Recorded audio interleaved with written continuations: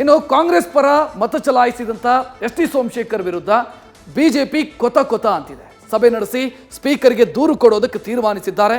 Whip ಉಲ್ಲಂಘನೆಯ ಕಾರಣಕ್ಕೆ S T Somashekar ಅನರ್ಹತೆಗೆ ಕ್ರಮ ಜರುಗಿಸೋದಕ್ಕೆ ಬಿಜೆಪಿ ಪ್ಲಾನ್ ಮಾಡಿದೆ. ನಾನು ಆತ್ಮಸಾಕ್ಷಿ ಮತ ಹಾಕಿದ್ದೇನೆ. ಅವ್ರಿಗೆ ಹೇಳಿದ್ದೆ, ಯಾರಿಗೆ ಹೇಳ್ಬೇಕು ಅವ್ರಿಗೆ ಹೇಳಿದ್ದೆ. ಸಂಸತ್ತಿನ ಮೇಲ್ಮನೆ ರಾಜ್ಯಸಭೆಗೆ ನಡೆದ ಚುನಾವಣೆಯಲ್ಲಿ ಹಸ್ತಪಡೆ ಗೆಲುವಿನ ನಗೆ ಬೀರಿದೆ. ವಿಧಾನಸಭೆ ಚುನಾವಣೆ ಬಳಿಕ ಸದಾ ಕಾಂಗ್ರೆಸ್ ನಾಯಕರ ಜೊತೆ ಕಾಣಿಸಿಕೊಳ್ತಿದ್ದ ಬಿಜೆಪಿ ಮಾಜಿ ಸಚಿವ ಎಸ್ ಟಿ ಸೋಮಶೇಖರ್ ರಾಜ್ಯಸಭೆ ಚುನಾವಣೆಯಲ್ಲಿ ಕಾಂಗ್ರೆಸ್ಗೆ ಜೈ ಅಂದಿರೋದು ಕಮಲ ಪಡೆ ಆಕ್ರೋಶಕ್ಕೆ ಕಾರಣ ಆಗಿದೆ. ರಾಜ್ಯಸಭೆಯಲ್ಲಿ ಅಡ್ಡ ಮತದಾನ, ಕೇಸರಿ ಪಡೆ ಅಸಮಾಧಾನ. ಎಸ್ಟಿಎಸ್ ವಿರುದ್ಧ ಕ್ರಮಕ್ಕೆ ಮುಂದಾದ ಬಿಜೆಪಿ ನಾಯಕರು.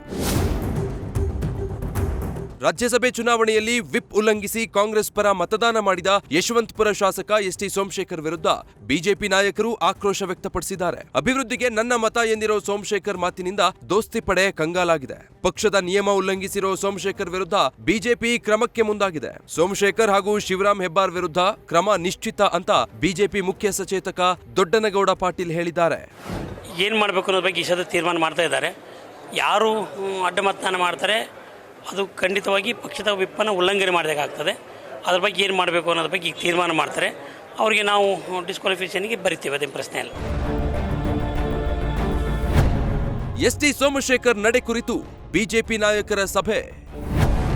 ಎಸ್ಟಿಎಸ್ ಅನರ್ಹತೆಗೆ ಸ್ಪೀಕರ್ಗೆ ದೂರು ನೀಡಲು ನಿರ್ಧಾರ.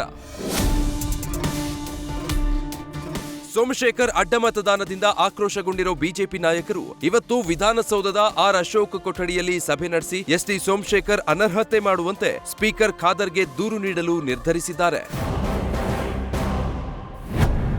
ಮತದಾನ ಮಾಡದೆ ಕೈಕೊಟ್ಟ ಶಿವರಾಮ್ ಹೆಬ್ಬಾರ್.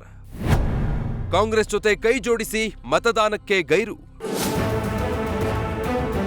ಇನ್ನು ಯಲ್ಲಾಪುರ ಶಾಸಕ ಶಿವರಾಮ್ ಹೆಬ್ಬಾರ್ ನಡೆ ತೀವ್ರ ಸಸ್ಪೆನ್ಸ್ನಿಂದ ಕೂಡಿತ್ತು. ಮತದಾನ ಆರಂಭವಾದ ಮೇಲೆ ಯಾರ ಕಣ್ಣಿಗೂ ಬೀಳದೆ ಅಂತರ ಕಾಯ್ದುಕೊಂಡ ಹೆಬ್ಬಾರ್ ಗೈರು ಹಾಜರಾಗುವ ಮೂಲಕ ಬಿಜೆಪಿಗೆ ಡಬಲ್ ಶಾಕ್ ಕೊಟ್ಟಿದ್ರು. ಈ ಮೂಲಕ ಬಿಜೆಪಿಗೆ ಮತ್ತೊಂದು ಮತ ಕೊರತೆ ಉಂಟಾಗಿದ್ದು ಕಾಂಗ್ರೆಸ್ನ 3 ಅಭ್ಯರ್ಥಿಗಳು ನಿರಾಯಾಸದಿಂದ ಗೆಲುವು ಸಾಧಿಸಲು ಅನುವು ಮಾಡಿಕೊಟ್ಟಂತಾಗಿತ್ತು. ಕಾಂಗ್ರೆಸ್ ಅಣತಿಯಂತೆಯೇ ಹೆಬ್ಬಾರ್ ಗೈರು ಹಾಜರಾಗಿರೋದು ಮೇಲ್ನೋಟಕ್ಕೆ ಸ್ಪಷ್ಟ. ಅಡ್ಡದಾರಿ ಹಿಡಿದ ಶಾಸಕರ ವಿರುದ್ಧ ಅಶೋಕ್ ಸಿಡಿಮಿಡಿ. ಇನ್ನು ಅಡ್ಡ ಮತದಾನ ಮಾಡಿದ ಎಸ್ ಟಿ ಸೋಮಶೇಖರ್ ವಿರುದ್ಧ ಅಶೋಕ್ ಸಿಡಿಮಿಡಿಗೊಂಡಿದ್ದಾರೆ. 47 ಮಂದಿ ಬಿಜೆಪಿ ಶಾಸಕರು ನಮಗೆ ಮತ ಹಾಕಿದ್ದಾರೆ. ಸೋಮಶೇಖರ್ ಹೀಗೆ ಮಾಡೋದನ್ನ ಜನರು ಒಪ್ಪಲ್ಲ.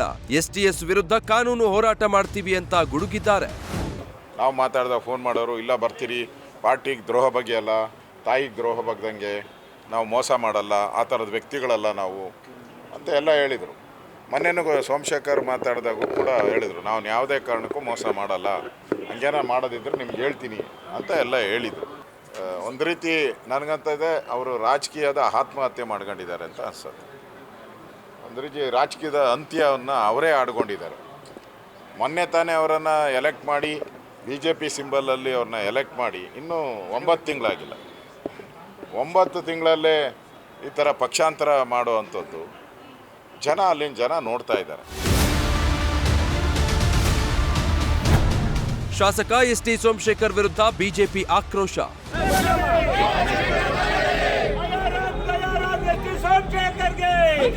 ಬಿಜೆಪಿ ಪಕ್ಷದಲ್ಲಿದ್ದುಕೊಂಡು ಕಾಂಗ್ರೆಸ್ ಜಪ ಮಾಡ್ತಾ ಇರುವ ಎಸ್ ಟಿ ಸೋಮಶೇಖರ್ ವಿರುದ್ಧ ಬಿಜೆಪಿ ಯುವ ಮೋರ್ಚಾ ಸಿಡಿದೆದ್ದಿದೆ. ಎಸ್ಟಿಎಸ್ ವಿರುದ್ಧ ಪ್ರತಿಭಟನೆ ನಡೆಸಿ ಆಕ್ರೋಶ ವ್ಯಕ್ತಪಡಿಸಿದೆ. ಒಟ್ಟಾರೆ ಎಸ್ ಟಿ ಸೋಮಶೇಖರ್ ವಿರುದ್ಧ ಸ್ಪೀಕರ್ ದೂರು ನೀಡಲು ಬಿಜೆಪಿ ಮುಂದಾಗಿದೆ. ಸೋಮಶೇಖರ್ ವಿಚಾರದಲ್ಲಿ ಸ್ಪೀಕರ್ ಏನು ನಿರ್ಧಾರ ಕೈಗೊಳ್ತಾರೆ ಅನ್ನೋದನ್ನ ಕಾದು ನೋಡಬೇಕಿದೆ. ಪ್ರಜ್ವಲ್ ಜೊತೆ Madhusudan, political bureau, news first.